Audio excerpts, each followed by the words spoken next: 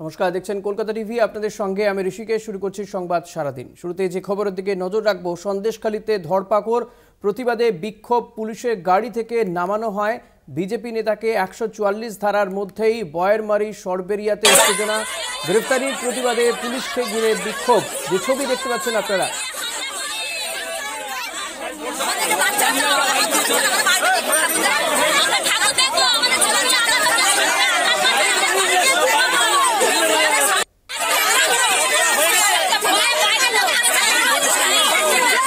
প্রতিনিধি সঞ্জিত চক্রবর্তী রয়েছেন আমার সঙ্গে টেলিফোনে। সঞ্জিত, এখন কি পরিস্থিতি সেখানে? কি উত্তেজনা কিছুটা কমেছে?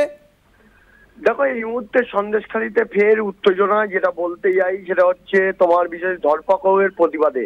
যেখানে ইতিমধ্যে তুমি জানো 144 রাস্তা সন্দেশখালী একটা অংশ, রাজবাড়ি, মঠবাড়ি এবং বয়বাড়ি সহ আগালাটি এক জায়গায় একাধিক জায়গায় কিন্তু 144 ধারা জারি করা হয়েছে, অতিরিক্ত পুলিশ মোতায়েন করা হয়েছে। যেটা অভিযোগ, ইতিমধ্যে 5 জনকে জানো বসিরহাট মহকুমা আদালতে তোলা হয়েছে।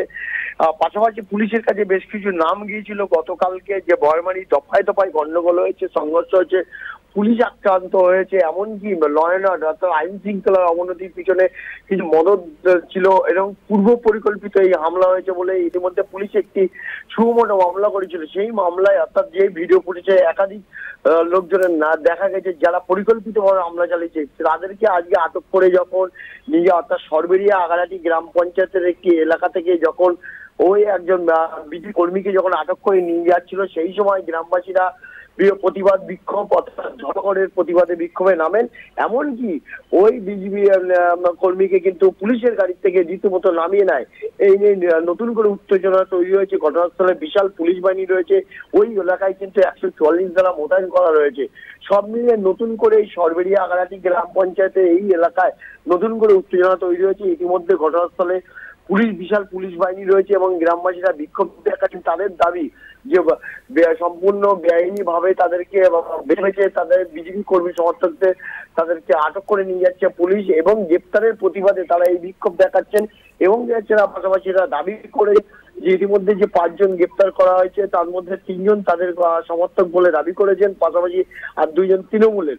সব নিয়ে গোটা প্রক্রিয়ার উপরে নজর রেখেছে পুলিশ প্রশাসন। ইতিমধ্যে যেমন সেখানে 144 ধারা আগেই জারি করা হয়েছিল, নতুন করে এই সরবেরিয়া আগালাটিতে উত্তেজনা তৈরি হয়, রীতিমতো চাঞ্চল্য ছড়িয়েছে। গ্রামবাসীদের অভিযোগ, ধরপাকড় বন্ধ করতে হবে, অর্থাৎ যারা এর সঙ্গে যুক্ত তাদেরকে কোনো রকম ভাবে হেনস্থা করা যাবে না, তাদেরকে কোনোভাবে পুলিশ আইনের মধ্যে নিয়ে যেতে পারবে না, মূলত তাদের দাবি। কিন্তু ইতিমধ্যে যে ঘটনা ঘটেছে সন্দেশখালীতে, তুমি জানো 1 জুনের যে শেষ দফা নির্বাচনের দফায় দফায় রক্তাক্ত হয়েছে, একে অপরের উপরে হামলা চালিয়েছে, তৃণমূল বিজেপি সংঘর্ষ করেছে, এবং এই হামলা পূর্ব পরিকল্পিত বলে এমনটাই মনে করছে। পুলিশ আক্রান্ত হয়েছে, পুলিশ জেলে পুলিশকেও মারধর করা হয়েছে, একজন পুলিশের মাথা সন্দেশখালীর উত্তেজনা কমছেই না, এটা বলা যেতে পারে। অনেক ধন্যবাদ সঞ্জিত। কথা বলছিলাম প্রতিনিধি সঞ্জিত চক্রবর্তীর সঙ্গে। সন্দেশখালীতে আরো নতুন করে উত্তেজনা ছড়িয়েছে। 144 ধারা জারি রয়েছে, কিন্তু তা সত্ত্বেও উত্তেজনা রয়েছে।